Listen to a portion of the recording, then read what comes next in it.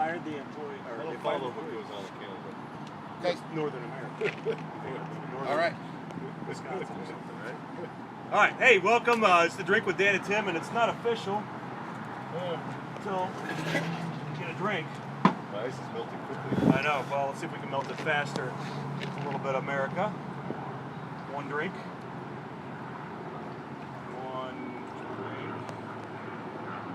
I did have a lot of this yesterday.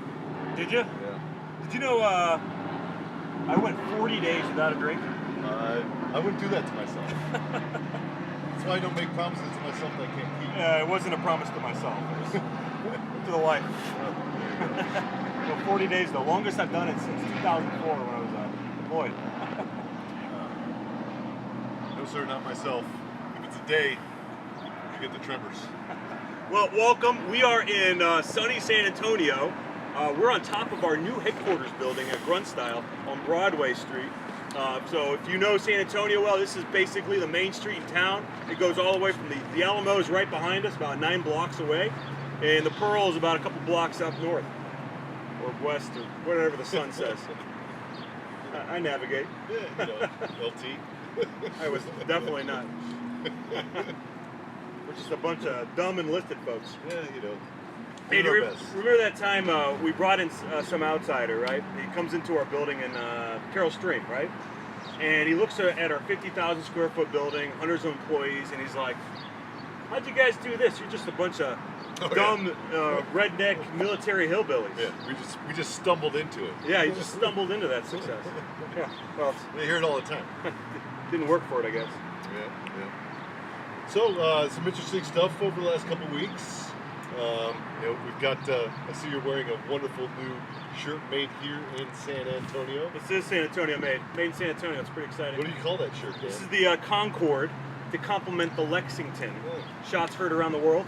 Absolutely. Celebrating, it's fresh off the celebration of Independence Day. Happy birthday, America. Happy birthday, America. Here's to the next 1,000 years. That's right. That's right. That noise you hear is all San Antonio. Dan, that helicopter might be for you. They found out about you. Now we're out here, we're having a great time. We love San Antonio. I've been here since August. This is our first full summer here. You've been here since January. January, yeah. Moved from Chicagoland. The winters here are amazing. Yeah, it's, you know, it was kind of scary coming down. We ran into a little bit of snow and sleet, which I guess never happens here in San Antonio. No. They said it's the first time in 15 years that they've experienced that. And, you know, they don't prep the roads down here like they do in Chicago. And it was quite treacherous. I mean, I was sliding all over the road. It was, with the family in the car, it was a little hairy. But we made it. I love it. You know, the weather here is absolutely amazing. You wake up, it's 80 degrees in the morning. It is. Yeah. Here's a surprise I'm not used to. So I don't live in San Antonio City. I live in the hills.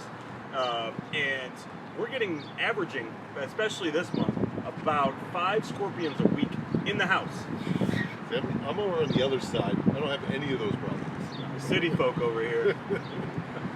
Right on the fringe, you know. It's great. My wife's from the city, so she's not used to scorpion or bugs or trees. So it's all new. I do remember scorpion hunting at your property last time I was over there. We did. We didn't find any. Now they're all in the house. So we trap them. We use these little like bug traps. All it is a little cardboard box with some sticky paper. We got about 20 or 30 of them scattered around the house. And every morning you wake up, you catch a couple. By the time you get back from work, there's a couple more in there. Yeah. And they're always alive.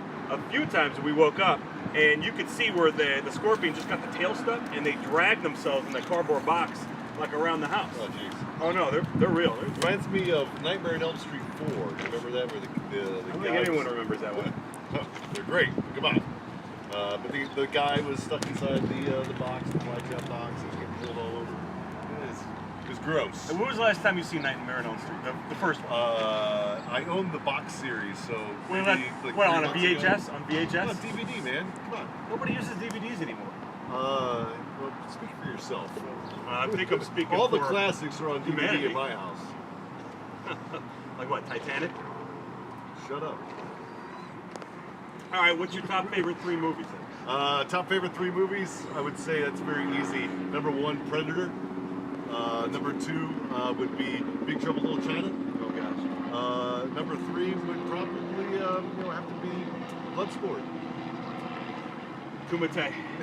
John Lee. Jean-Claude, he's not bad. Not bad. All right, so the rules are, if you guys have anything crazy to say or questions, we got the whole team right behind the cameras, so just throw it out there, and they'll yell it out and interrupt us. The bourbon's going down pretty good in the heat. It is. So is the ice. So, speaking of movies, last Thursday, it was a pretty rough day. So I went out and I saw nothing but great things about the new Avengers movie. Yeah. I've avoided all news. Didn't watch any news of it. Didn't watch any reviews. And I'm excited to go see it. So I take my boy Ethan with me and the family. We go watch Infinity War to cheer myself up. I walked out of there so depressed. Yeah. It was worse. Yeah. I could have warned you about that. Oh my gosh, it was bad. I mean, and the whole movie was just getting better and better and better. They're gonna pull out a big V, Bond, and everyone's dead. So it makes you wonder who's the true villain. Like, so we're on the first part of the real Infinity War. And I'm leaning towards the right now that Star-Lord is a fucking rat bastard. Selfish, right? It's funny, all right. But come on, he ruined it for the universe. He did. And, for a girl who was already dead. She's already dead. Right. Let bygones be bygones. Dan, you haven't seen the movie yet, have you? No. Are we spoiling it for you? Yes. It's our media director's right behind you. He's been doing the same thing I did, avoid all media. So I'm not going to tell you that everyone dies at the end because they don't. It's about half of them though. I can. I quit. The real thing. So I'm a bit of a nerd, as we talked about a lot. Yeah, Comic-Con guy, right? Big comic guy. And the thing that kicked my ass about is I had all of the Infinity Gauntlet series in comic books. And, when I was first buying them, I was like, man, this is one of the greatest Marvel stories of all time. It spanned across all the universe, and they tied in all these different books, and I had nearly 98% of all of them. And now that the series is now becoming widely popular in movies and pop culture, I don't have any of them anymore. And I called my mom the other day. I'm like, you don't remember those comic books that you threw out when I went to the Marine Corps? Those are now worth lots of money.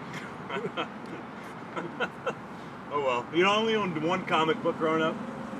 And I'm pretty sure I'm the only kid who owned it. It was Terminator versus RoboCop. I own that one. Did you? Yeah. Wow, good. look at That's that. Good. Another good one was Batman vs. Predator. It was a very good series there. Who won?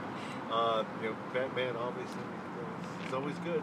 He's got the man, he's got the money. I do like that when they did their super movie. What was that called?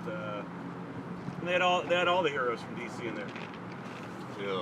I haven't. All those have been terrible. The movie wasn't good, but Batman had a great line. Whenever they're all going through their superpowers, and one of them looks at Batman. He's like, "What's your superpower?" He's like, "Rich." I'm rich. Yeah, that pretty much sums it up. It's funny. But the one good thing I It's like Iron Man, just not funny. Yeah. So going back to the Infinity Wars, what do you think that the next one's going to be? How do you think it's going to lead in? So they, I heard one of the cinematographers leaked the title. Really? Yeah. It was on the news a couple days ago. I can't even remember what it was. It was forgettable. I'm probably going to have some time traveling, and tying that all the whole universe. I'm sure there's some comic booky thing that ties it all in, and they're all alive. Can't kill Spider-Man because they're coming out with another one. How are they gonna come out with another Spider-Man when the kid's dead? Right. The thing that pisses me off is how is it they've done so well? Disney's done so well with the Marvel side, but they have let Star Wars just flop on its face. Oh, the last one. I saw was it The Last